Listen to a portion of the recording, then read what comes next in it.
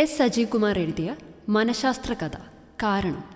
ബാങ്കിൽ അസിസ്റ്റന്റ് മാനേജറായ ദേവ് നല്ല തിരക്കിലായപ്പോഴാണ് ആ ഫോൺ കോൾ വന്നത്. ദേവിൻ്റെ മകൻ അഖിൽ പഠിക്കുന്ന സ്കൂളിൽ നിന്നായിരുന്നു അത്. അഖിൽ വീണ്ടും പ്രശ്നമുണ്ടാക്കിയെന്നും ദേവ് സ്കൂളിലേക്ക് ചെല്ലണമെന്നും പ്രിൻസിപ്പൽ പറഞ്ഞു. അഖിലിൻ്റെ കാര്യത്തിൽ ദേവിനുണ്ടായിരുന്നത് ആശങ്കകൾ മാത്രമായിരുന്നു. അവൻ്റെ പ്രശ്നങ്ങൾ പുറത്തറിയാതിരിക്കാൻ ദേവ് പ്രത്യേകം ശ്രദ്ധിച്ചു. ആദ്യമൊക്കെ അഖിൽ പഠനത്തിൽ ഏറെ മുന്നിലായിരുന്നു. അധ്യാപകരോടും കൂട്ടുകാരോടും ഇടപെടുന്ന കാര്യത്തിലും അവൻ സ്മാർട്ടായിരുന്നു. പക്ഷേ +1 ആയപ്പോഴേക്കും അവന് എന്തൊക്കെയോ മാറ്റങ്ങൾ വന്നു. പ്രശ്നങ്ങൾ ഉണ്ടാക്കുന്നത് അവൻ പതിവാക്കി. അവൻ ആദ്യ പ്രശ്നം ഉണ്ടാക്കിയപ്പോൾ അവൻ്റെ അമ്മയായ രജികയുടെ ഫോണിലേക്കാണ് പ്രിൻസിപ്പൽ വിളിച്ചത്. അതോടെ ദേവും രജികയും അഖിലിനെ കൂടുതൽ ശ്രദ്ധിച്ചു. ടൈം ടേബിൾ നല്ലപോലെ പ്ലാൻ ചെയ്തു. അത് ഫോളോ ചെയ്തു. അവനെ കാര്യമായി നിരീക്ഷിച്ചു. സ്ക്രീൻ ടൈമിൽ നിയന്ത്രണം വെച്ചു. കാര്യങ്ങൾ കുറേ മെച്ചപ്പെട്ടു. പക്ഷേ ഓർക്കാപ്പുറത്ത് വീണ്ടും സ്കൂളിൽ നിന്ന് രജികയെ വിളിച്ചു.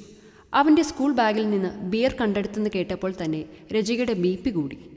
2 ആഴ്ച ആശുപത്രിയിൽ കഴിയേണ്ടി വന്നു. അതോടെ അഖിലിൻ്റെ കാര്യങ്ങൾ ദേവ് നേരിട്ട് ശ്രദ്ധിക്കാൻ തുടങ്ങി. പരാതികൾക്ക് ഗൗരവം കൂടി വന്നു. പെൺകുട്ടികളെ ശല്യം ചെയ്തെന്ന പരാതിയിൽ അവൻ്റെ 4-5 കൂട്ടുകാരും ഉൾപ്പെട്ടിരുന്നു. ഞാൻ അവിടെ ഉണ്ടായിരുന്നു, പക്ഷേ ഞാൻ ഗേൾസിനെ ടച്ച് ചെയ്തിട്ടില്ല, അവൻ തറപ്പിച്ചു പറഞ്ഞു. നേരത്തെ ബാഗിൽ നിന്ന് ബിയർ പിടിച്ചെടുത്തപ്പോഴും അവൻ അത് നിഷേധിച്ചു. ഞാനൊന്നും ചെയ്തിട്ടില്ല, ബിയർ എൻ്റെ ബാഗിൽ മറ്റാരോ കൊണ്ടുവച്ചതാണ്. അതൊക്കെ ടീനേജിലെ തിരയിളക്കങ്ങൾ മാത്രമാണെന്ന് കരുതി ദേവ് സമാധാനിക്കാൻ ശ്രമിച്ചു. പരിഹരിക്കാവുന്ന വൈകാരിക പ്രശ്നങ്ങൾ മാത്രമാണ് അവനുള്ളതെന്ന് സ്കൂൾ സൈക്കോളജിസ്റ്റ് നിരീക്ഷിച്ചു. മാത്രമല്ല ജനറൽ ഇൻ്റലിജൻസ്, സാമൂഹ്യബോധം എന്നിവയിൽ അവൻ മുന്നിലാണെന്നും കണ്ടെത്തി. പക്ഷേ മാതാപിതാക്കളുടെ ഭാഗത്തു നിന്ന് അവന് കൂടുതൽ ശ്രദ്ധയും പരിഗണനയും കിട്ടേണ്ടതുണ്ടെന്ന് സൈക്കോളജിസ്റ്റ് എടുത്തു പറഞ്ഞു. അതിനുവേണ്ട ചില നിർദ്ദേശങ്ങളും അദ്ദേഹം മുന്നോട്ട് വച്ചു. പക്ഷേ തങ്ങളുടെ ഭാഗത്ത് എന്തെങ്കിലും വീഴ്ചയുള്ളതായി ദേവിനോ രജികയ്ക്കോ തോന്നിയില്ല. സൈക്കോളജിസ്റ്റിൻ്റേത് പൊതുവിലുള്ള ഒരു നിരീക്ഷണം മാത്രമാകാമെന്ന് അവർ വിലയിരുത്തി. സൈക്കോളജിസ്റ്റ് എടുത്തു പറഞ്ഞ മറ്റൊന്ന് അവരുടെ ഗൃഹ അന്തരീക്ഷം ഫാമിലി കൗൺസിലിങ്ങിലൂടെ മെച്ചപ്പെടുത്താനാവും എന്നതാണ്. വാസ്തവത്തിൽ അത് അഖിലിന് മാത്രമല്ല, എല്ലാവർക്കും ഗുണം ചെയ്യും. ആ നിർദ്ദേശത്തോടും ദേവ് വ്യക്തമായി പ്രതികരിച്ചില്ല. മാത്രമല്ല പിന്നീട് അയാളത് മറക്കുകയും ചെയ്തു.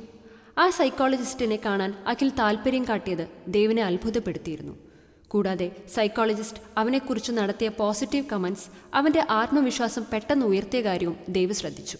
ക്ലാസ് ടീച്ചറും മറ്റു ചില അധ്യാപകരും വെറുതെ എതിർക്കാൻ വേണ്ടി മാത്രം തന്നെ എതിർക്കുകയാണെന്ന് അവൻ ആവർത്തിച്ചു. ഇതെന്ത് അധ്യാപകരാണ്, ചെറിയൊരു തെറ്റ് കണ്ടാൽ മതി അവരത് വലിയ പ്രശ്നമാക്കും. കുട്ടികൾ പല വീടുകളിൽ നിന്ന് വരുന്നത് കൊണ്ട് തന്നെ അവർക്ക് പല പ്രത്യേകതകളും ഉണ്ടാവും. അതനുസരിച്ച് പെരുമാറാൻ പോലും കഴിയാത്ത അധ്യാപകർ. അതൊന്നും അറിയില്ലെന്ന് അവർ നടിക്കുകയാണ്. മുതിർന്നവരെ പോലുള്ള അഖിലിൻ്റെ വാക്കുകൾ ദേവിനെ അത്ഭുതപ്പെടുത്തി. ടീനേജിലെ ആൺകുട്ടികൾ ഇങ്ങനെ സ്വതന്ത്രരാകാൻ ശ്രമിച്ചാൽ ഞങ്ങൾ എന്താണ് ചെയ്യുക? അവൻ്റെ ക്ലാസ് ടീച്ചർ സ്വയം ന്യായീകരിക്കാൻ ശ്രമിച്ചു. ക്ലാസ് കട്ട് ചെയ്ത് കറങ്ങി നടക്കുന്നത് മാത്രമല്ല, അടുത്തേക്ക് വരുമ്പോൾ സിഗരറ്റ് ഗന്ധമാണ്. ഈ കുട്ടികൾ ആകെ അസ്വസ്ഥരാണ്. എന്താണ് ഇവർ ഇത്രയിലേറെ അലട്ടുന്നത്? ഇവരുടെയൊക്കെ മനസ്സിൽ എന്താണ്? സ്കൂൾ കോമ്പൗണ്ടിൽ ആകെ അലയുന്നു. ആരും കടന്നു ചെല്ലാൻ മടിക്കുന്ന കാട് പിടിച്ച ഇടങ്ങളിൽ ഇവരെന്താണ് ചെയ്യുന്നത്? ഇവരെന്താണ് മറയ്ക്കാൻ ശ്രമിക്കുന്നത്? 1-2 പേരല്ല, കുറേ പേരുണ്ടവർ. സ്കൂൾ സൈക്കോളജിസ്റ്റിൻ്റെ ഇടപെടൽ അഖിലിൽ ചില മാറ്റങ്ങൾ വരുത്തി. ക്ലാസ് ടെസ്റ്റുകളിൽ അവൻ്റെ ഗ്രേഡ് ഉയർന്നു, മിക്ക വിഷയത്തിലും. പക്ഷേ വീടിനുള്ളിൽ അവൻ പഴയ പോലെ തന്നെയാണ് കാണപ്പെടുന്നത്. കൗമാരപ്രായത്തിലുള്ള ആൺകുട്ടികൾ പൊതുവിൽ അങ്ങനെയാണല്ലോ എന്നൊക്കെ പറഞ്ഞ് ദേവും രജികയും സമാധാനം കണ്ടെത്തി. പക്ഷേ കുഴപ്പക്കാരായ അവൻ്റെ ചില കൂട്ടുകാരുടെ പ്രലോഭനങ്ങളിൽ നിന്ന് മാറി നിൽക്കാൻ അവൻ കഴിയുന്നില്ലെന്ന സത്യം അവരെ വേട്ടയാടി. ആ കൂടിക്കാഴ്ചയിൽ അഖിലിനെ സ്കൂളിൽ നിന്ന് പുറത്താക്കുകയാണെന്ന് തന്നെ പ്രിൻസിപ്പൽ പറഞ്ഞു. ഒരു പുനഃപരിശോധനയുടെ എല്ലാ സാധ്യതകളും അടച്ചുകൊണ്ടാണ് പ്രിൻസിപ്പൽ സംസാരിച്ചത്. ഇങ്ങനെ പോയാൽ ഇവനൊരു ക്രിമിനലായി മാറും. ആ ക്രെഡിറ്റ് ഈ സ്കൂളിന് വേണ്ട. മാത്രമല്ല ഇവൻ മറ്റു കുട്ടികൾക്ക് തെറ്റായ മാതൃക കാട്ടുകയാണ്. ഞങ്ങളുടെ തീരുമാനം ഫൈനലാണ്. സ്കൂൾ യൂണിഫോമിൽ കണ്ടാൽ അഖിലിനൊരു സ്മാർട്ട് ലുക്കാണ്. പക്ഷേ അവൻ്റെ കണ്ണുകളിലെ തിളക്കം ശ്രദ്ധിച്ചാൽ കുറച്ച് ഓവർ സ്മാർട്ടാണെന്നാവും തോന്നുക. വേഗത്തിലുള്ള അവൻ്റെ ചലനങ്ങൾ ആ തോന്നൽ ശരിവയ്ക്കും. പല പ്രശ്നങ്ങൾ സൃഷ്ടിച്ചിട്ടും അത്ര നാളെങ്കിലും ആ സ്കൂളിൽ നിന്ന് പുറത്താകാതിരുന്നത് അവൻ്റെ നിഷ്കളങ്കമായ ചില ഭാവങ്ങൾ കൊണ്ടാവണം. അധ്യാപകർ അവൻ്റെ ക്രൂരകൃത്യങ്ങൾ അക്കമിട്ട് നിരത്താൻ തുടങ്ങുമ്പോൾ അവൻ്റെ മുഖത്ത് കുറ്റബോധം ദൃശ്യമാകും. തലകുനിയും. ഇത്തവണ കൂടി ക്ഷമിക്കൂ, ഇനി ഒരിക്കലും ഇങ്ങനെ ഉണ്ടാവില്ല എന്ന മട്ടിലുള്ള ആ നിൽപ്പ് കാണേണ്ടത് തന്നെയാണ്. ലോകത്തെ സകല സങ്കടങ്ങളും അവനിലേക്ക് വന്നു നിറഞ്ഞ പോലെ തോന്നും. പക്ഷേ അവൻ കരയില്ല. തൻ്റെ കുനിഞ്ഞ ശിരസ് അവൻ പതിയെ ഉയർത്താൻ തുടങ്ങുമ്പോൾ അവൻ്റെ കണ്ണുകളിൽ എപ്പോഴും കാണാറുള്ള ആ തിളക്കം അവിടെ ഉണ്ടാവില്ല. ഏറ്റവും ഒടുവിൽ പ്രിൻസിപ്പലിൻ്റെ മുന്നിലും അതേ ഭാവമായിരുന്നു അവന്. അതുകൊണ്ടാവാം അവന് നേരെ നോക്കാതെയാണ് പ്രിൻസിപ്പൽ സംസാരിച്ചത്. ഇന്നലെ ഉണ്ടായ കാര്യം പോലീസിൽ റിപ്പോർട്ട് ചെയ്താൽ ഇവൻ ക്രിമിനൽ കേസിൽ പ്രതിയാവും. ന്യൂസ് ചാനലുകൾ അത് ആഘോഷിക്കും. പിന്നെ എന്താണ് ഉണ്ടാവുക? പ്രിൻസിപ്പൽ തൻ്റെ ലാപ്ടോപ്പിൻ്റെ സ്ക്രീനിൽ ദേവിന് നേരെ തിരിച്ചു വെച്ചു. നിങ്ങൾ ഈ വിഷ്വൽ കണ്ടു നോക്കൂ, എന്നിട്ട് പറയും ഞാൻ വേറെ എന്താണ് ചെയ്യേണ്ടത്. അഖിൽ മയക്കുമരുന്നുമായി പിടിക്കപ്പെട്ടതിൻ്റെ ദൃശ്യങ്ങൾ സ്ക്രീനിൽ തെളിഞ്ഞു. അതിപ്രകാരമായിരുന്നു. പ്രിൻസിപ്പലിൻ്റെ മുന്നിൽ ഭയത്തോടെ ഇരിക്കുന്ന അഖിൽ. അവനെ താക്കീത് ചെയ്യും മട്ടിൽ പ്രിൻസിപ്പൽ സംസാരിക്കാൻ തുടങ്ങുമ്പോൾ പ്രിൻസിപ്പലിൻ്റെ ഫോൺ റിങ് ചെയ്തു. ഓക്കെ, ഞാനത് പരിശോധിക്കാം, ഇപ്പോൾ തന്നെ എന്ന് പറഞ്ഞ് പ്രിൻസിപ്പൽ ഫോൺ വെച്ച ശേഷം അഖിലിന് നേരെ രൂക്ഷമായി നോക്കുന്നു. അവൻ പെട്ടെന്ന് എണീറ്റു. Take you bag and give it to me, principal ആജ്ഞാപിക്കുന്നു. സ്കൂൾ ബാഗുമായി അഖിൽ പുറത്തേക്ക് ഓടാൻ തുടങ്ങുന്നു. പ്രിൻസിപ്പൽ ഉറക്കെ ഷൗട്ട് ചെയ്തുകൊണ്ട് ചാടി എണീറ്റ് അവനെ പിടികൂടുന്നു. അവൻ്റെ ക്ലാസ് ടീച്ചറും വേറൊരു അധ്യാപകനും അവിടേക്ക് കടന്നു വന്നതോടെ അവൻ ഓടി രക്ഷപ്പെടാനുള്ള ശ്രമം ഉപേക്ഷിക്കുന്നു. ബാഗിനുള്ളിൽ നിന്ന് മയക്കുമരുന്ന് പുറത്തെടുത്തപ്പോൾ അവൻ തല താഴ്ത്തി നിൽപ്പായി, എപ്പോഴത്തെയും പോലെ. പക്ഷേ പ്രിൻസിപ്പലിൻ്റെ വാക്കുകൾ രൂക്ഷമാകാൻ തുടങ്ങിയപ്പോൾ അവൻ ആദ്യമായി പൊട്ടിത്തെറിച്ചു. ശരിയാ, ഞാനിതൊക്കെ ഉപയോഗിക്കുന്നുണ്ട്. ഈ നശിച്ച ജീവിതത്തിൽ പിടിച്ചു നിൽക്കാൻ എനിക്കിത് വേണം. ഒരു ടീനേജ് കുട്ടിയിൽ നിന്ന് ഒരിക്കലും പ്രതീക്ഷിക്കാത്ത വാക്കുകൾ കേട്ട് ക്ലാസ് ടീച്ചർ ഞെട്ടലോടെ അവനെ നോക്കി. പ്രിൻസിപ്പൽ അത് കേൾക്കാത്ത മട്ടിൽ ജനാലയിലൂടെ പുറത്തേക്ക് നോക്കാൻ ശ്രമിച്ചു. അതിങ്ങ് തന്നേക്ക്, ഞാൻ എങ്ങോട്ടെങ്കിലും പൊക്കോളാം, അവൻ പറഞ്ഞു. നീ ഇവിടെ ഈ ചെയറിലേക്ക് വന്നിരിക്കെ, എന്താ വേണ്ടതെന്ന് ഞാനൊന്ന് ആലോചിക്കട്ടെ, ഒടുവിൽ പ്രിൻസിപ്പൽ പറഞ്ഞു. വർഷങ്ങളുടെ പ്രവൃത്തി പരിചയമുള്ള പ്രിൻസിപ്പലിന് അഡിക്ഷനെക്കുറിച്ച് യാഥാസ്ഥിതിക നിലപാടുകളായിരുന്നു. മദ്യാസക്തിയിലേക്കും മയക്കുമരുന്നിലേക്കുമൊക്കെ നീങ്ങാനുള്ള പ്രവണത ഒരു ജന്മവാസന പോലെയാണെന്നും അപൂർവം ചിലർക്ക് അതിൽ നിന്ന് പുറത്തു കടക്കാനാവുന്നത് ഭാഗ്യം കൊണ്ട് മാത്രമാണെന്നും അയാൾ വിശ്വസിച്ചു. അഖിലിൻ്റെ ബാഗിൽ നിന്ന് മയക്കുമരുന്ന് കണ്ടെടുത്ത കാര്യം പ്രിൻസിപ്പൽ പോലീസ് റിപ്പോർട്ട് ചെയ്യാതിരുന്നത് സ്കൂളിൻ്റെ പേര് ചീത്തയാകുമെന്ന ഭയം കൊണ്ട് മാത്രമാണ്. എങ്കിലും താനൊരു പുരോഗമനവാദിയാണെന്ന് സ്ഥാപിക്കാൻ പ്രിൻസിപ്പൽ ശ്രമിച്ചു. മയക്കുമരുന്നിൽ പെടുന്നവരെ നിയമങ്ങൾ കൊണ്ട് ശിക്ഷിക്കാനാവും, പക്ഷെ തിരുത്താനാവില്ല. അതുകൊണ്ടാണ് ഈ പ്രശ്നത്തിൽ ഒരു പോലീസ് ഇടപെടൽ ഒഴിവാക്കിയത്, പ്രിൻസിപ്പൽ പറഞ്ഞു. അഖിൽ സ്കൂളിൽ നിന്ന് പുറത്താക്കപ്പെട്ടത് ദേവിനെയും രജികയും വൈകാരികമായി തട്ടി താഴെയിട്ടു.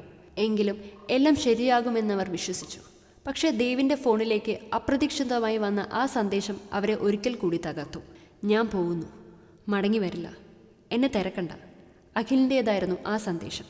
തലേ ദിവസം അവൻ കൂട്ടുകാർക്കൊപ്പം ഒരു യാത്ര പോയത് അവരുടെ അനുവാദത്തോടെയാണ്. പക്ഷേ നാടും വീടും ഉപേക്ഷിക്കാനുള്ള ശ്രമമാണതെന്ന് അവർ തിരിച്ചറിഞ്ഞത് ആ സന്ദേശം കിട്ടിയപ്പോഴാണ്. അന്വേഷിക്കാതിരിക്കാൻ അവർക്ക് കഴിഞ്ഞില്ല. പോലീസിലും പരാതിപ്പെട്ടു. പത്രമാധ്യമങ്ങളിലൂടെ പരസ്യം ചെയ്താൽ അവൻ വല്ലാതെ റിയാക്ട് ചെയ്തേക്കുമെന്ന് വിദഗ്ധ ഉപദേശം കിട്ടിയതുകൊണ്ട് മാധ്യമ പരസ്യങ്ങൾ ഒഴിവാക്കി. ദേവും രചികയും അവൻ്റെ മടങ്ങിവരവ് പ്രതീക്ഷിച്ച് രാപ്പകൽ കാത്തിരുന്നു. ആശങ്കകൾ പകലുകളെ അസഹ്യമാക്കി. രാത്രികളിൽ ഉറക്കം കിട്ടിയില്ല. കാത്തിരിപ്പിൻ്റെ പ്രതീകം പോലെ അവരുടെ വീടിനകത്ത് പുറത്തുമുള്ള ലൈറ്റുകൾ പ്രകാശിച്ചു കൊണ്ടിരുന്നു. ലൈറ്റുകൾ ഓഫാക്കാൻ അവർ ഭയപ്പെട്ടു. അങ്ങനെ 7-8 മാസങ്ങൾ. ഏറ്റവും ദുസ്സഹമായി നീങ്ങിയ ആ രാത്രിയുടെ അവസാന മണിക്കൂറിൽ കാത് തുളച്ചു കയറും മട്ടിൽ അവരുടെ ഫോൺ റിങ് ചെയ്തു. നോർത്ത് ഇന്ത്യയിലെ ഏതോ ഹോസ്പിറ്റലിൽ നിന്നായിരുന്നു അത്. അമിതമായി മയക്കുമരുന്ന് ഉപയോഗിച്ച് ബോധം നശിച്ച നിലയിൽ അഖിലിനെയും അവൻ്റെ 2 കൂട്ടുകാരെയും റെയിൽവേ സ്റ്റേഷൻ പരിസരത്ത് കണ്ടെത്തുകയായിരുന്നു. ഏതു സാമൂഹ്യ പ്രവർത്തകരാണ് അവരെ ആശുപത്രിയിൽ എത്തിച്ചത്. ദേവ് എത്തിയ ശേഷം 3 പേരെയും അടുത്ത നഗരത്തിലെ ഡി അഡിക്ഷൻ സെൻ്ററിലേക്ക് മാറ്റി. അഖിൽ കുറച്ചെങ്കിലും സാധാരണ നിലയിൽ എത്തിച്ചേരാൻ 4 ആഴ്ചയോളം എടുത്തു. വീണ്ടും കുറേ ദിവസങ്ങൾ പിന്നിട്ടപ്പോൾ അഖിൽ ആശയവിനിമയ ശേഷി വീണ്ടെടുത്തു. ആ ഡി അഡിക്ഷൻ സെൻ്ററിലെ സൈക്കോളജിസ്റ്റ് ഗഗൻ ദേവിനോട് കാര്യങ്ങൾ വിശദമായി ചോദിച്ചറിയാൻ ശ്രമിച്ചു. പിന്നെ പതിയെ അഖിലുമായി ഗഗൻ സംസാരിച്ചു. 3-4 സെഷനുകൾ. അതിനുശേഷം ഗഗൻ വീണ്ടും ദേവുമായി സംസാരിച്ചു. ഞാൻ വിചാരിച്ചതിലും കൂടുതൽ കാര്യങ്ങൾ അഖിൽ എന്നോട് തുറന്നു പറഞ്ഞു. ആ ബ്രൈറ്റ് ബോയ്, റിയലി ബ്രില്യൻറ്റ്, പ്രത്യേകിച്ച് അവൻ്റെ language ability. But he is very sensitive and emotionally upset, Gagan പറഞ്ഞു. ഇത്തരം കുട്ടികൾ അഡിക്ഷനിലേക്ക് തിരിയാനും വീട് വിട്ടു പോകാനും ഒക്കെ വളരെ നിസ്സാര കാര്യങ്ങൾ മതി. അടുത്തിടെ ഇതുപോലൊരു കുട്ടിയെ ഞാൻ കണ്ടിരുന്നു. പറഞ്ഞാൽ വിശ്വസിക്കില്ല. അവൻ ആവശ്യപ്പെട്ട് ഷർട്ട് വാങ്ങിക്കൊടുക്കാതിരുന്ന അച്ഛനോട് പ്രതിഷേധിച്ച് അവൻ വീട് വിട്ട് ഓടിപ്പോവുമായിരുന്നു. മക്കളോട് സ്നേഹമുണ്ടായിരുന്നാൽ മാത്രം പോരാ, അത് കൃത്യമായി പ്രകടിപ്പിക്കുകയും വേണം. ഇല്ലെങ്കിൽ അത് വലിയ പ്രശ്നങ്ങൾ സൃഷ്ടിക്കും, പ്രത്യേകിച്ച് സെൻസിറ്റീവായ കുട്ടികളുടെ കാര്യത്തിൽ. അങ്ങനെ പറഞ്ഞ ശേഷം ഗഗൻ തൻ്റെ ലാപ്ടോപ്പ് ദേവിന് നേരെ തിരിച്ചു വെച്ചു. കൗൺസിലിങ്ങിനിടെ അഖിൽ സംസാരിക്കുന്ന ഒരു ദൃശ്യം സ്ക്രീനിൽ തെളിഞ്ഞു. അതെങ്ങനെയാണ് പറയേണ്ടതെന്ന് എനിക്കറിയില്ല. നമ്മൾ ചിലപ്പോൾ തെന്നി വീഴാൻ തുടങ്ങുമ്പോൾ അടുത്തുള്ളയാൾ പെട്ടെന്ന് പിടിക്കില്ലേ നമ്മൾ വീഴാതിരിക്കാൻ? അതുപോലെ ഏത് വീഴ്ചയിൽ നിന്ന് രക്ഷിക്കാൻ ആരെങ്കിലുമൊക്കെ എപ്പോഴും ഉണ്ടെന്നൊരു തോന്നൽ. അതുണ്ടെങ്കിൽ ലഹരിയിലേക്കൊന്നും തിരിയാൻ ആർക്കും തോന്നില്ല. വീട്ടിൽ നിന്ന് എനിക്ക് കിട്ടാതെ പോയതും അതാണ്. അഖിലിൻ്റെ വാക്കുകൾ കേട്ടിരുന്ന ദേവിൻ്റെ തല കുറ്റബോധം കൊണ്ട് താണുപോയി. അത് തിരിച്ചറിഞ്ഞ ഗഗൻ ഇങ്ങനെ പറഞ്ഞു.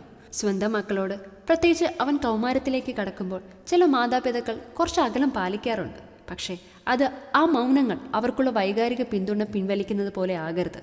പ്രത്യേകിച്ച് അഖിലിനെ പോലെ ഹൈപ്പർ ഇമോഷണലായ കുട്ടികളുടെ കാര്യത്തിൽ സ്നേഹം അവർക്ക് ഫീൽ ചെയ്യണം. അതവർക്ക് നിരന്തരം തിരിച്ചറിയാനാവണം.